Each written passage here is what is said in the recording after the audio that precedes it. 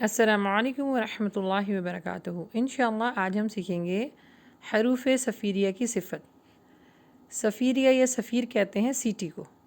تو ان میں جب وصل آتی ہے اس کے حروف صفیریہ جو ہوتے ہیں وہ 3 ہوتے ہیں، زا، سین اور صاد۔ ان کو ادا کرتے وقت جب وصل کا ساؤنڈ نکلے گا تو یہ اس کی صفت ہے۔ اس کی تعریف دیکھ لیتے ہیں۔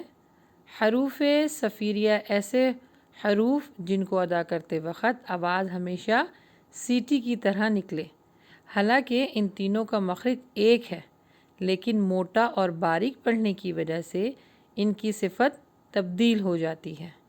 یعنی اس میں جو آپ کو پہلے بتایا تھا حروف مستعلیہ کا جو ورڈ ہے وہ ہے صاد، صاد، صاد، اور سین اور زا جو ہے وہ باریک پڑھا جائے گا۔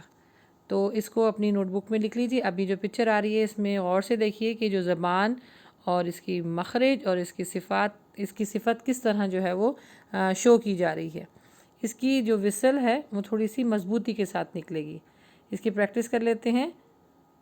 زا، زا، زا، سین، سین، سین، سین، اور آخر میں ہے صاد، صاد، صاد۔